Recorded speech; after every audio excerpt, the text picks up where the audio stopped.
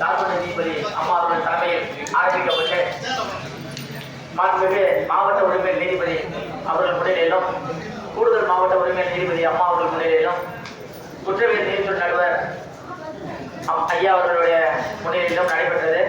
இந்த நிகழ்ச்சியிலே இறுதியாக நமது நீதிமன்ற வளாகத்தில் நடைபெற்றுக் கொண்டிருக்கின்ற இந்த நிகழ்ச்சியிலே இந்த சமரச மையத்தை பற்றியும் அதனுடைய பயன்பாடுகளை பற்றியும் அதனுடைய செயல்பாடுகளை பற்றியும் அதனால் மக்களுக்கு கிடைக்கக்கூடிய நன்மைகளை பற்றியும் வந்திருக்கக்கூடிய வழக்காடி பெருமக்களுக்கு எடுத்துரைக்க வருமாறு மூத்த வழக்கறிஞர் திரு கந்தசாமி சார் அவர்களை அன்புடன் அழைக்கின்றேன்.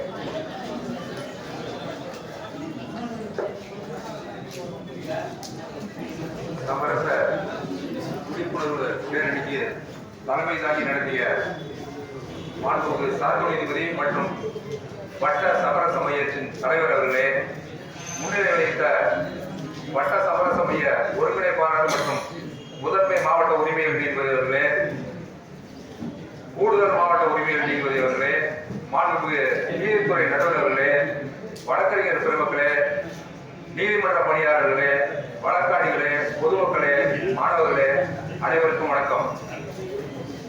நாம் இந்த ஆண்டு ஜூலை, ஆகஸ்ட் மற்றும் செப்டம்பர் 3 மாதங்களில் சட்ட விழிப்புணர்வு ஏற்படுத்துவதற்காக இந்த சமரச மையத்தை பற்றி ஒரு விழிப்புணர்வை ஏற்படுத்த வேண்டும் என்றும், சமரச மையத்தின் மூலம் பெருவாரியான வழக்குகளை முடிக்க வேண்டும் என்பதற்காகவும் ஒரு சிறப்பு இயக்கம் தேசத்திற்கான சமரசம் என்ற ஒரு நோக்கத்தோடு ஏற்படுத்தப்பட்டு நடந்து வருகிறது. இதில் நாம் முக்கியமாக தெரிந்து கொள்ள வேண்டியது என்னவென்றால், நமக்கெல்லாம் ஒரு எண்ணம் உள்ளது, நீதிமன்றத்திலே அதிகமான வழக்குகள் நீண்ட காலமாக தேங்கியுள்ளது என்று பேசிக்கொண்டே இருந்தால் தேங்க முடியாது. ஏதாவது ஒரு மாற்று முறை தீர்வுகளை கண்டாக வேண்டும். ஏற்கனவே மக்கள் நீதிமன்றம் என்ற ஒரு முறை மூலம் நிறைய வழக்குகள் தீர்வு காணப்பட்டு வருகின்றன. இருந்தும் அது போதுமானதாக இல்லை. அதற்காக தான் இப்போது சமரசம் என்ற முறையிலே வழக்குகளை தீர்வு செய்ய ஒரு முறை கண்டறியப்பட்டு சமரச சட்டம் என்று ஒரு மத்திய அரசாங்க சட்டமும் இயற்றப்பட்டு தற்போது அமலில் இருந்து வருகிறது. இந்த சட்டத்தின்படி அனைத்து நீதிமன்ற வளாகங்களிலும் சமரச மையங்கள் செயல்பட்டு வருகின்றன. வழக்கறிஞர்களுக்கு சமரசத்திலே சிறப்பு பயிற்சி அளிக்கப்பட்டு வழக்கறிஞர்களே சமரச செயல்பட்டு வருகிறார்கள். ஆகவே நீதிமன்றத்தினுடைய வழக்குகளை வழக்கறிஞர்களோ வழக்காடிகளோ நீதிபதியிடம் தெரிவித்து சமரச மையத்திற்கு அந்த வழக்கை கொண்டு வரும் பட்சத்தில் சமரசர் இரு தரப்பினருக்கும் வழக்கை பற்றி பேசி ஒரு முடிவுக்கான ஒரு சுமூகமான சூழ்நிலையை ஏற்படுத்தி கொடுப்பார். குறிப்பாக நீதிமன்றத்திலே பாகப்பிரிவினை வழக்குகள், குடும்ப நல வழக்குகள் போன்ற வழக்குகள் எல்லாம் குடும்பத்தில் உள்ள உறுப்பினர்கள் கூடயே இருக்கின்றன. இந்த வழக்குகள் தான் அதிக காலமும் நடக்கிறது. அதிக காலம் இந்த வழக்குகளை எடுத்து கொள்வதால் அந்த குடும்பத்தில் இருக்கிற ஒவ்வொரு உறுப்பினரும் பாதிக்கப்படுகிறார். இந்த பாதிப்பை தடுக்க வேண்டும் என்றால் நீதிமன்றத்திலே நீதிமன்ற நடைமுறைகளையும் சட்டத்தையும் கடுமையாக பின்பற்றி வழக்கில் ஒரு தீர்வு காண வேண்டும் என்றால் நீண்ட காலம் ஆவதை தவிர்க்கவே முடியாது. அதற்கு ஒரே வழி, அந்த வழக்கில் சம்பந்தப்பட்ட ஒவ்வொரு தரப்பினரும் யோசிக்க வேண்டும். ஒரு குடும்ப நல வழக்கு, கணவன் மனைவிகளிலே குழந்தைகளுக்கு சம்பந்தப்பட்ட ஒரு குடும்பமே வீணா போகுது. ஒரு டைவர்ஸ் கேஸ் போட்டாலும் சரி, மெயின்டெனன்ஸ் கேஸ் போட்டாலும் சரி, டொமஸ்டிக் வயலன்ஸ் ஆக்ட் கீழே எந்த மனு தாக்கல் செஞ்சாலும் சரி, எவ்வளவு பிரச்சனைகள் அந்த குடும்பம் சந்திக்கிறதுன்னு பாருங்க. ஒவ்வொரு 2 தரப்பினரும் சந்திக்கிறாங்க. இதுக்கு சிம்பிளான வழி இந்த சமரசம். இந்த சமரச மையத்துக்கு அந்த வழக்கு கொண்டு போகும் பக்கத்தில் இரு தரப்பினரும் பேசினாங்கன்னா கண்டிப்பா அந்த வழக்கை முடிக்க முடியும். ஒன்னே ஒரு விஷயம், 2 பேரும் அந்த வழக்கை முடிச்சுக்கணும்னு நினைக்கணும். குடும்ப நல வழக்குகளை நீதிமன்றத்தில் முடிப்பதை விட சமரச மையத்தில் முடிப்பது சால சிறந்தது. நிச்சயமாக அனைத்து தரப்பினருக்கும் அது பலனடையக்கூடியது. அந்த சமரச மையத்திலே இரு தரப்பினர் சில வழக்குகளை பார்த்தால் நீதிமன்றத்தில் எழுதி வழக்கு நடத்துவதை விஷயத்துக்கும் உண்மையான பிரச்சனைக்கும் சம்மதமே இல்லாத உள்ளது. ஒரு வழக்கை பார்த்தீங்கன்னா, அந்த குடும்ப நல வழக்கு, கணவனுக்கு மனைவிக்கு வழக்கு, இது ஒரு டைவர்ஸ் பெட்டிஷன் இருக்கு, ரெசல்யூஷன் ஆஃப் கான்ஃபிளிக்ட் பெட்டிஷன் இருக்கு, ஒரு மெயின்டெனன்ஸ் கேஸ் இருக்கு, டொமஸ்டிக் வயலன்ஸ் கேஸ் இருக்கு. இவ்வளவு கேஸ், இது இல்லாம சைல்டு கஸ்டடி ஒரு கேஸ் அங்க இருக்கு. இவ்வளவு வழக்கம் போட்டு இதுல பெயில் ஆன்டிசிபேட் கிரிமினல் கேஸ் அதெல்லாம் தனியாது. இவ்வளவு வழக்கை அந்த குடும்பத்தை சந்திச்சா அந்த குடும்பத்தோட நிலைமை என்ன, கணவன் என்ன ஆகுறது, மனைவி என்ன ஆகுறது, குழந்தைகள் என்ன ஆகுறது, இதை யோசிச்சு பாருங்க. அதே மாதிரிதான் பாகப்பிரிவினை இருக்கிறது. ஒண்ணு இல்லாத ஒரு சின்னோண்டு இடமா இருக்கும். சின்ன இடமா இருந்து பெரியமா இருந்தாலும் அந்த இடமா இருந்தாலும் அந்த குடும்பத்தை பொறுத்து, அந்த குடும்பத்தை அங்கத்தினரை பொறுத்து அது பெரிய சொத்து. அந்த சொத்துக்காக வழக்குன்னு வந்தா எவ்வளவு சிரமத்துக்கு ஆளாகிறாங்க நம்ம பாருங்க. நம்ம வழக்கு நடத்தக்கூடிய வழக்கறிஞர்களே அதை முழுமையா உணர்றோம். நம்ம அதெல்லாம் கொண்டு போனா அங்க உட்காந்து பேசலாம். பார்ட்டிஸ் வந்தாங்கன்னா வக்கீலும் வந்து உட்காந்து பார்க்கலாம், உதவி செய்யலாம் பார்ட்டிஸுக்கு. அதெல்லாம் பேசி முடிச்சா ரொம்ப சீக்கிரமா முடிச்சிடலாம். அந்த வழக்கெல்லாம் நீதிமன்றத்துல ஒரு பாவ வழக்கு அப்படின்னா முதல்நிலை தீர்ப்பானை, இறுதிநிலை தீர்ப்பானை, அப்புறம் இபி, அப்புறம் அப்பீல், ரிவிஷன், அதெல்லாம் அடுத்தனி ரூட்டு. இதெல்லாம் முடிஞ்சு எப்போ முடிக்கிறது நம்ம யோசிச்சு பார்க்கணும். அது குடும்ப நல வழக்குகள் இன்னைக்கு யாரு வேணாலும் நம்ம பார்க்கலாம். நானும் பிராக்டிஸ் வரும்போது பார்த்தீங்கன்னா வருஷத்துக்கு தாக்கல் செய்யற வழக்கு பிறகு சில நாட்கள்லேயே தாக்கல் செஞ்சு 2-3 நாள்ல அது ஃபைல் ஆயிடுது. 365 நாள் ஃபைல் ஆக வேண்டிய வழக்குகள் குடும்ப நல வழக்குல 2-3 நாள் இன்னைக்கு ஃபைல் ஆகிட்டு இருக்கு. இது மாதிரி குடும்ப நலக்குலாம் நீதிமன்றத்தில் வச்சுக்கிட்டு நீதிமன்றம் உடனே தீர்வு சொல்லணும்னா நம்ம எப்படி சொல்ல முடியும்? நீதிமன்றம் என்றால் சட்டத்துக்கு உட்பட்டு சட்டத்தை கடுமையாக பின்பற்றி தான் தீர்வு சொல்ல முடியும். ஆனா அந்த சமரச மையம் என்பது அப்படி கிடையாது. அதுக்குன்னு ஒரு ஹார்ட் அண்ட் ஃபாஸ்ட் ரூல் எதுவுமே கிடையாது. இந்த முறைதான் போகணுங்கிற விஷயம் கிடையாது. 2 பேரும் பிரச்சனையை பேசணும், பிரச்சனையை தீர்வு காணணும், அவ்வளவுதான். ஒரே வழக்கு வந்தா கூட போதும். நீங்க 10 வழக்கு நீதிமன்றத்தில் இருக்கலாம். ஒரு வழக்க ஒரு சமரச மன்றம் கொண்டு போனீங்கன்னா அந்த வழக்குலயே எல்லா பிரச்சனையும் பேசிடலாம். எல்லா பிரச்சனைக்கும் ஒரு அக்ரிமெண்ட் ஏற்படுத்திடலாம். அந்த அக்ரிமெண்ட்டுக்கு நீதிமன்றத்துக்கு வரும்பொழுது அது அப்படியே ஒரு நிறைவேற்றக்கூடிய ஒரு தீர்ப்பாயிரும். அந்த தீர்ப்பின் அடிப்படையிலேயே மற்ற எல்லா வழக்குகளையும் ஒரே நாள்ல முடிச்சுட்டு போயிடலாம். அது மாதிரி வந்து முடிக்கிறதுக்கு ஒரே வழி சமரச மையம் தான். இன்னைக்கு லோக் அதாலத்து ஏற்கனவே இருக்கு, நீதிபதிகளே இப்ப நடத்திட்டு வராங்க, சிறப்பா நடந்துட்டு இருக்கு. ஆனா அங்க வந்து பாத்தீங்கன்னா டைம் ரொம்ப கம்மியான டைம் தான் அவங்க எடுத்துக்க முடியும். ஏன்னா பல வழக்குகள் இருக்கு, அவங்களுக்கு பல வேலைகள் இருக்கு. கொஞ்சம் கம்மியான நேரத்துல எவ்வளவு செய்ய முடியுமோ அவங்களால அவ்வளவுதான் செய்ய முடியும். ஆனா சமரச மையத்துல அப்படி கிடையாது. நாங்க எவ்வளவு நேரம் உட்கார்ந்து பேசுறதுக்கு தயாரா இருக்கோம். அந்த சிறப்பு முகாம் கூட பாத்தீங்கன்னா இந்த 3 மாசம் அனைத்து நீதிமன்ற நாட்கள் மட்டும் இல்லாம ஹாலிடேஸ் கூட சனி ஞாயிறு உட்பட அனைத்து நாட்களிலும் சிறப்பு முகாம் நடைபெறும். நீங்க செய்ய வேண்டியது என்னைக்கு வரீங்கன்னு சொல்லணும், அவ்வளவுதான். உங்களால வர முடியலன்னா கூட பிரச்சனை இல்லை, ஆன்லைன்ல வரணும், நாங்க கேட்டுக்கிறது ரெடியா இருக்கோம். உலகத்தின் எந்த மூலையில இருந்தாலும் ஆன்லைன்ல கான்டாக்ட் பண்ணலாம், ஆன்லைன்ல வரலாம், அப்பியர் ஆகலாம். 2 பேர் ஆன்லைன்ல வரலாம், இல்ல ஒருத்தர் பிசிக்கலா பிரசன்ஸ்ல இங்க இருக்கலாம், இன்னொருத்தர் ஆன்லைன்ல வரலாம். அக்ரிமெண்ட் உட்பட ஆன்லைன்லயே வந்து நம்ம முடிக்க முடியும். இந்தியாவுக்கு வர வேண்டியது அவர் அமெரிக்காவில் இருக்கலாம், கனடாவில் இருக்கலாம், ஆஸ்திரேலியாவில் இருக்கலாம், எங்க வேணாலும் இருக்கலாம். எந்த வழக்காக இருந்தாலும் சரி. அது மாதிரி அந்த இருக்கிற உட்கார்ந்த இடத்துல இருந்துகிட்டே அவங்க கேஸ முடிச்சுக்க முடியும். அதுக்கு வழிவகை செஞ்சிருக்காங்க. இங்க டைம் பிரச்சனையே கிடையாது. உங்களால வீக் டேஸ்ல வர முடியலையா, சாட்டர்டே சண்டேல சொன்னா கூட சமரச மையத்துக்கு தெரிவித்தால் ஒரு சமரசர் ஒதுக்கப்படுவார். அந்த சமரச முடிவில் ஆஜராகலாம். நம்ம லாபடி சமரச மையத்தை பொறுத்து அங்க ஆன்லைன் ஃபெசிலிட்டி இது வரைக்கும் ஏற்படுத்தல. இருந்தாலும் நீதிமன்றத்தில் உள்ள வசதியை பயன்படுத்திக் கொள்ளலாம். அதன் மூலம் நீங்கள் பிரச்சனைக்கு தீர்வு காணலாம்.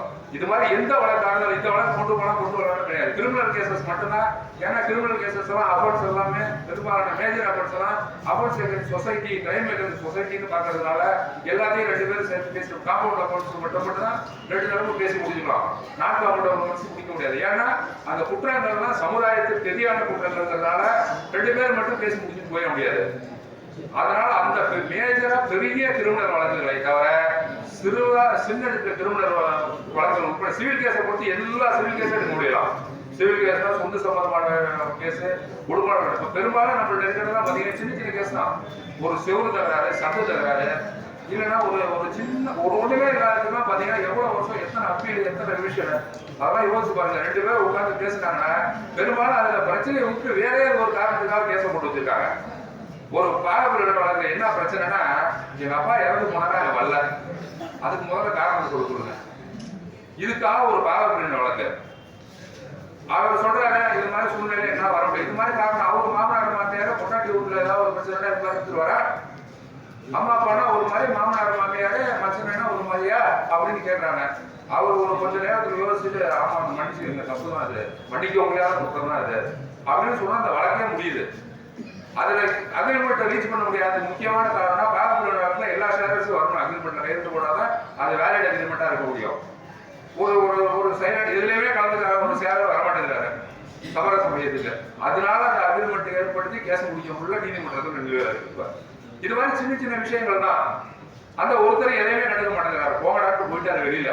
ஆனா சட்டத்தோட கட்டாயம் தான் எல்லா ஷேர்ஸ் இருந்தாலும் அந்த வழக்க முடியும், பண்ணிட்டு முடிக்க முடியாது. அந்த மாதிரி ஒரு தேவை இருக்கிற வழக்குகள் எல்லாத்தையும் நீங்களே கொஞ்சம் பேசி கொடுத்து வந்தா அந்த மாதிரி வழக்க கூட முடிச்சிடலாம். இது மாதிரி வந்து நம்ம நீதிமன்றத்தில் இருக்கிற சில வழக்குகள்லாம் பாத்தீங்கன்னா அந்த பிரைவேட் ஸ்டேட்மெண்ட்டை படிச்சு பார்த்து பெக்ஷனை கவுண்டரை படிச்சு பார்த்தா அதுல இருக்கிறது வழக்கு இல்லை, உண்மையான வழக்கு அது இல்லை. வேற ஏதோ ஒரு காரணத்துக்காக வழக்க போட்டு இவர் ஒரு கதை சொல்லி ஒரு பிடிச்சிட்டு போறாரு, அவர் கவுண்டர் இன்னொரு கதை சொல்றாரு, பிளைண்ட்ல ஒரு கதை சொல்றாங்க, ஸ்டேட்மெண்ட் ஒரு கதை, அதுக்கு போய் கேஸ் நடத்திட்டு இருக்கு. ஆனா உண்மையான பிரச்சனை ஒண்ணு வேற ஒண்ணு இருக்கு. அதோட விளைவு என்ன தீர்வு சொன்னாலும் அதுக்கு ஒரு அப்பீல் வருது, என்ன ஐயர் ஆர்டர் போட்டாலும் அது ஒரு ரிவிஷன் வருது. இப்படியே ஒரு தலைமுறை கடந்து அந்த வழக்கு நிலுவையிலேயே இருந்துட்டு இருக்கு. ஆனா சமரச மையத்துல இந்த பேச்சே கிடையாது. நாங்க பிளைண்ட் ஸ்டேட்மெண்ட் பென்ஷன் கவுண்டர்லாம் பாக்குறதே கிடையாது. நேரடியா பார்ட்டியை வச்சு என்ன எதுக்கு கேஸ் அப்படின்னு தான் ஆரம்பிக்கிறோம். 2 பேர் அவங்க பிரச்சனையை சொல்றாங்க, அந்த பிரச்சனைக்கு என்ன தீர்வோ நேரடியா பாயிண்ட்டுக்கு போயிடுறோம், முடிஞ்சு போகுது.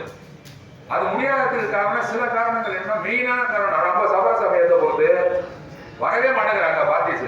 அது வழக்கறிஞர்கள் தான் சொல்லி அனுப்பிச்சு விடணும். வழக்கறிஞர்களே போகாதுன்னு சொல்லிட்டாங்கன்னா வர மாட்டாங்க கண்டிப்பா. சில வழக்குகள்ல பாத்தீங்கன்னா பார்ட்டி ரெடியா இருக்காங்க, ஒரு பார்ட்டி ரெடியா இருக்காரு, இன்னொருத்தர் வர மாட்டேங்கிறாரு. சில பார்ட்டி ஒரு சில கேஸ் 2 பேருமே வர மாட்டேங்கிறாங்க. இதனாலதான் சமரச மையத்துல வழக்கு முடியாம இருக்க வந்து சமரச மையத்துல நடைமுறையை பொறுத்தவரை எந்த முறையுமே கிடையாது. ஏற்கனவே சட்டம் இல்லாம இருந்துச்சு, இன்னைக்கு சட்டமும் சமரச சட்டமும் ஒரு சட்டம் வந்து இந்தியாவோட அமல்ல இன்னைக்கு இருந்துட்டு இருக்கு. அந்த சட்டப்படி முடியுது, கோர்ட் ஃபீஸ் ரீஃபண்ட் கிடைக்குது, அப்பீல் ரிவிஷன் எதுவுமே கிடையாது, அங்கேயே உட்காந்து முடிச்சுட்டு போயிடலாம். இதோட ஒரு அருமையான ஒரு திட்டம் வந்து நீதிமன்றத்தில் அமல்படுத்த முடியாது. இதுக்காக எக்ஸ்ட்ரா சார்ஜ் ஒண்ணுமே கிடையாது. என்ன சொல்றோம்னா முடிஞ்சு போச்சுன்னா கோர்ட்ல கட்டின ஃபீஸை கூட கோர்ட் ஃபீஸை கூட ரீஃபண்ட் பண்றாங்க. இதோட என்ன செய்ய முடியும்? ஆனா பார்ட்டிஸ் இன்னைக்கு பொதுவா கேஸுனாவே மக்கள் பயப்படுறது என்ன, செலவு அலையணும். 2மே மிச்சமாயிருது. இந்த சமரச மையத்துக்கு வந்தீங்க அப்படின்னா காலதாமதம் மிச்சமாகுது, அலைய வேண்டிய அவசியமே இல்லை. அதிகபட்சம் 3 நாள், ரொம்ப போனா 4வது நாள் வர வேண்டியிருக்கும், அவ்வளவுதான். செலவு ஒரு பைசா செலவு கிடையாது. ₹1 கூட இந்த சமரச மையத்துக்கு வந்து வழக்கு முடிக்கிறதுனால நீங்க செலவு பண்ண வேண்டியது இல்லை. என்ன சொல்றோம்னா ஏற்கனவே நீதிமன்றத்தில் கட்டணத்தையும் திருப்பி கொடுக்குறாங்க. இதை விட என்ன ஒரு நல்ல ஒரு திட்டம் நீதிமன்றத்தில் இருக்க முடியும்? இந்த திட்டத்தில் இந்த நிலையில வந்து இதை விட அருமையான ஒரு திட்டம் நீதிமன்றம் வந்து வழக்காடிகளுக்கு கொடுக்கவே முடியாது. அதை வழக்காடிகள் புரிந்து கொண்டு வழக்கறிஞர்களை சொல்லி நீதிமன்றத்தில் சொல்லி கட்ட கொண்டு போகணும். நீங்க அவ்வளவுதான் சமரச மையத்துக்கு ஓட இல்லாம 2 தரப்பிலும் சமரச மையத்துக்கு வரணும். வந்து அந்த 2 பேருமே வந்து முக்கியமான என்ன வேணும், நம்ம வழக்கம் முடிச்சுக்கணும், கோர்ட்டை வந்து வெளியில போகணும் அப்படிங்கிற ஒரு எண்ணம் வேணும், அவ்வளவுதான். 2 பேருமே யாராவது ஒருத்தர் நான் முடிக்கவே கூடாது, நம்ம கோர்ட்ல தான் அலைவேன், நான் அவனை அலைய விடுவேன்னா கூட்டி கழிச்சு பார்த்தா அதனால நஷ்டம். அந்த மாதிரி நினைக்கிறவருக்கு தான் ஒருத்தர் அலைய விடுறதுனா இன்னொருத்தர் நல்லா இருக்க முடியாது, இன்னொருத்தர் செலவு வைக்கிறதுனால இவருக்கு ஒன்றும் பணம் சேர்ந்து போயிட போறது இல்லை. அதனால வந்து பிராக்டிகலா திங்க் பண்ணுங்க. நாட்டில் எவ்வளவோ சந்தர்ப்பங்கள் ஆப்பர்ச்சுனிட்டிஸ் எல்லாம் இருக்கு, அதை பயன்படுத்தி வாழ்க்கையில முன்னேற பார்க்கணும், குடும்பத்தை முன்னேற பார்க்கணும். அதை மட்டும் கோர்ட் அலையிறதுனால, கோர்ட்டுக்கு செலவு பண்றதுனால ஒரு பிரயோஜனம் இல்லை. இந்த அலையிறதையும் செலவையும் மிச்சப்படுத்துறதுக்கு அருமையான ஒரு திட்டத்தை நீதிமன்றம் கொடுத்துருக்கு. அந்த திட்டத்தை பயன்படுத்திக்கிறது வழக்காடிகள் கையில தான் இருக்கு. அதை வந்து வழக்கறிஞர்களும் ஒரு பொதுநலன் கருதி நம்ம வந்து பாத்தீங்கன்னா என்ன இன்னைக்கெல்லாம் கொரோனா ஒரு நோய் வந்ததுக்கு அப்புறம் எவ்வளவு நாள் இருக்க போறோம்னே தெரியல. யாருக்குமே ஒரு கேரண்டி இல்லாம இருக்கு. தடுப்பூசி போடுறதுனால சாவறதுனால சொல்லிட்டு இருக்காங்க, அது உண்மையா பொய்யான்னு நமக்கு தெரியல. அதனால யாருக்குமே எந்த ஒரு கேரண்டி இல்லாத ஒரு உலகத்துல கேரண்டி இல்லாத வாழ்க்கை தான் வாழ்ந்துட்டு இருக்கோம். அதனால இருக்கிற வரைக்கும் ஏதோ 4 பேருக்கு நல்லது செஞ்சுட்டு போகணும்னு ஒவ்வொருத்தரும் நினைக்கிறோம். நம்ம வழக்காடிகளா இருந்தாலும் சரி, வழக்கறிஞர்களா இருந்தாலும் அந்த ஒரு எண்ணத்தோட ஒவ்வொருத்தரும் நம்மள்ட்ட இருக்க வழக்கெல்லாம் தூக்கணும். சீக்கிரம் இன்னும் சொல்லணும், பல நல்ல வழக்குகள் நீதிமன்றத்துக்குள்ள வரவே மாட்டேங்குது. அது ஒவ்வொருத்தரும் நமக்கு தெரியும், வழக்காடிகளுக்கும் தெரியும், வழக்கறிஞர்களுக்கும் தெரியும். அந்த வழக்கெல்லாம் நீதிமன்றத்துக்கு கொண்டு வர வைக்கணும்னா ஒரே வழி, நீதிமன்றத்துல அவங்களை காப்பாற்ற கூடாது. சட்ட பஞ்சாயத்து நடக்குது, அங்க போய் நிறைய செலவு பண்ணி முடிச்சுட்டு போறாங்க. மற்ற அமைப்புகள் நாடி பேச முடிக்கிறாங்க. என்னன்னால இங்க காலதாமதம் செலவாகுது. காலதாமதம் ஆகாம செலவும் இல்லாம முடிக்கிறதுக்கு சமரச மையம் இருக்கு. அதனால உங்கள் வழக்கை சமரச மையத்துக்கு கொண்டு வந்து வழக்கை முடித்துக் கொண்டு நல்ல வாழ்க்கை வாழுமாறு கேட்டுக்கொண்டு வாய்ப்பளித்த அனைவருக்கும் நன்றி கூறி விடைபெறுகிறேன். நன்றி, வணக்கம்.